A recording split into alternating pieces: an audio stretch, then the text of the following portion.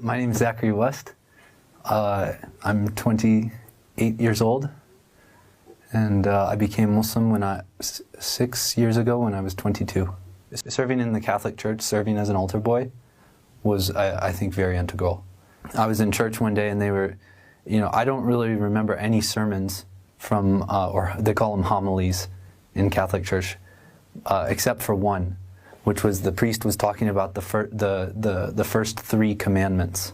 He's talking about the commandment of not making idols or graven images of God. And so I got into the car with my father while we were waiting for the girls to come out, and I said, Dad, we believe Jesus is God, right? And he said, yeah. And I said, so Dad, if that is not what we know Jesus looked like, and we believe he's God, then doesn't that make the sculpture hanging above the priest's head a graven image or a false image? And my dad said, yeah, Zach, it does. I took a comparative religions course in my sophomore year of high school. Our section on Islam was delivered very well by a nice Mormon lady. I remember turning to my friend, my best friend was taking the class with me. It was an elective. And I turned next to him, I leaned across the road to him and I said, hey, Ryan, why don't we believe this? Most people, they're not as convinced of God as I am. And that if I go down this path, then I'm just going to be ostracized by everybody. And I'm going to be the biggest loser in school. I'm not going to have any friends. Again, I'm just going to be like this crazy God nut. I started to get scared because I didn't know anything. I didn't know much about Muslims, and I knew I was so angry over the wrongs that were being done in the world and what I was studying in school. I was very angry, and so I started to become concerned and worried that if I become Muslim, am I going to become a terrorist? Am I going to have to fight and become like one of these guys? I didn't know I didn't know that anything about suicide bombing or any of this stuff or any of the proofs that some of these people use, and so I didn't know, is that what the religion is going to demand of me? Because then, if I accept this thing, I'm going to take all of it.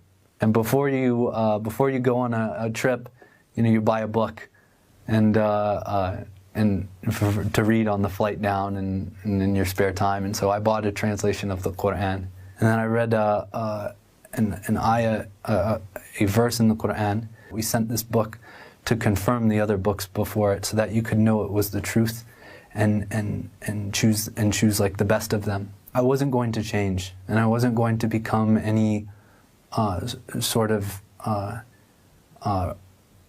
bad person, but that this was the religion that I always believed in. This is just a building on. This is only going to empower all the things from the Bible that made me such a strong believer from the beginning, and is going to fuel that. And so that's when I took my Shahada. When I said I believe there is no God but God, and that Muhammad is the messenger of God. It was like a veil was rent from something, from even my gaze, and I prostrated. In which direction, I don't know, but and I said please give this to my parents, and he did eventually. From my experience, Islam is just chill. It's going to make your only concern and your whole state of being just one of complete relief and one of complete ease, and ease upon yourself and ease upon others. So give me some parting advice. Chill out. Assalamu alaikum. Uhudu billahi minash shaitanir rajim. Bismillahir rahmanir rahim. While I'm waiting for the building inspectors to get permits, I thought I would answer this question right here.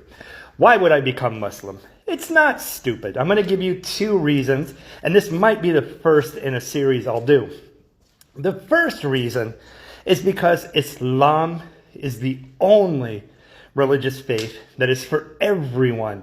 Doesn't matter who you are, rich, poor, if you live in the Middle East, the Far East, Western society, it is for everyone. Jesus came, he said, for the Jewish people. Moses, Abraham, they were all there for the Jewish people. Zoroastrianism is for a specific person. Hinduism, Buddhism, but Islam was revealed by Allah subhanahu wa ta'ala to Muhammad, peace be upon him, for all mankind, regardless of where you are. And that's a unity I've seen wherever I have traveled as a journalist with Muslims. There is a unity there regardless of where they're from, who they are, what color their skin or their rank in society. You don't see that anywhere else. Another aspect, another reason is equality. Now, I don't have a religious background, though I have spent a career in journalism covering religion, religious beliefs, events, things of that nature. But in Islam, that equality is everywhere, especially between men and women. If you look at Christianity, it tells you over and over in several places that women are subject unto their husbands, to be quiet, to not speak. In Islam, there is an equality. Your wife is equal with you. In fact, in my household, my wife, whatever she earns is hers, and what I earn pays all of our bills and covers everything. I'm not taking her money from what she earns, from her job, her business, nothing. That's Islam. Oh, but you're going to say, wait, they treat women badly. They don't let them out of the house. They beat them. Well, I'm going to tell you, that's cultural. That's not religious based. That's cultural based. That's a problem with a culture, with the way people used to be, and they're holding on to older ideas and ideals. That is not Islam. So this might be the first in a series, and that's why I became Muslim, because of the equality, because of the unity, because of the universality of Islam. If you have any other questions, just check out on my profile. There's a Q&A section. Send me your question. I'll answer them for you. But this is why I became Muslim, and I'll be talking more about this. Until next time, wa alaikum assalam. Auhudu billahi minash shaitanir rajim. Bismillahir rahmanir rahim. Assalamu alaikum. My name is Steven. Other people call me Amin. I am a photojournalist and a reporter, and my job has taken me all around the world. And one thing I'm beginning to see is that the world is crashing around us. We're, as a people, as humanity, becoming rude, crude, socially unacceptable. We're fighting and arguing with each other. We're becoming judge and jury. We're doing so many things that we should not be doing. So going forward, I'm going to be sharing my faith, which is Islam. I am a Muslim. I do repeat the Shahada in Salat, all the time. For you, Ashhadu anna la ilaha illallah, Ashhadu anna Muhammadan Rasulullah. For me, there is no God but Allah subhanahu wa ta'ala, and Muhammad sallallahu alaihi wasallam is his prophet and messenger. And in Islam, I have found peace, and I'm going to share that peace that I have found. So going forward on my account, we're going to see more about Islam and my cats. That's about all I'm going to post, because I think we need to find a solution in this world, and for me, that solution was Islam. So I'm going to share with you my journey to Islam, and inshallah, maybe you will find your happiness, your peace. You will find where Allah subhanahu wa ta'ala wants you. Assalamu alaikum. السلام عليكم. أنا من السويد. أنا سويدي تماما. وقبل أن أسلمت كنت ملحدا، وسبب لدخل الإسلام كان بسبب وفاة الأم، قدر الله ما شاء فعل. وهذه القصة عندها تفاصيل كثيرة، وسوف أتحدث عنها لاحقا إن شاء الله. Okay, so here's my story time how I became Muslim at the age of 12. Basically, I grew up in a family where my mom was Hindu and my dad was Catholic, so I was kind of brought up just with the traditions of both religions and not really having a religion myself. My parents were not religious at all, and I think they kind of kept it from me because they thought it was very divisive. And I think that was mainly because my mum is brown and my dad is white, so there was a massive cultural difference. So anyway, in about 2015 I started learning about Islam because there was a lot of things going on in the world and everyone had such a negative view of Islam, and I wondered why a religion which was filled with so much hate would have so many followers. Like, it didn't make sense. So I researched into it and I was so surprised because I found loads of what Islam stands for were already my own morals and my own values. I'm gonna make a part 2. So because I'm mixed race, I never fully felt like I was part of one thing. But in Islam, I found that you can be from anywhere, no matter what race, gender, anything, any country you come from, you are still as much of a valid Muslim. And it's literally so diverse. It's one of the most diverse religions. So that made me feel really, really accepted. So then in April of 2016, I decided to become Muslim. And my school found out. I tried to fast in Ramadan and they told me I couldn't, so I did it in secret.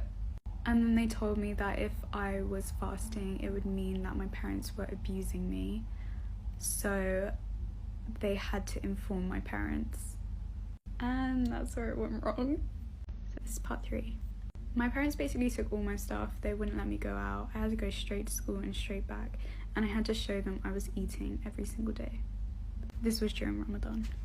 They thought that was really restrictive and they were confused why I wanted to put myself into a religion which was restrictive when they had tried so hard to fight against religion.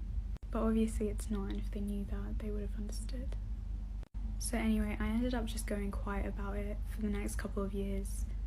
Then in 2018, 2 years later, I kind of got the courage to go to the mosque for the first time, and they were so supportive. They gave me a Quran, they gave me loads of Islamic books, and they really helped me a lot. But my mum found all my books, and to stop me from reading them, she decided to burn them. I then again wasn't allowed out of my house unless I was going to school and back. And I'll do another part. So this is part 4. Anyway, this ended up happening a lot with me and my mum over the couple of years.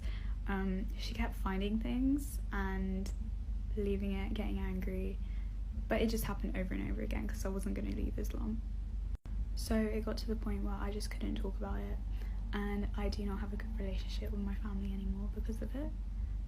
But I am still financially kind of dependent on them, so I have to kind of just keep quiet in my house.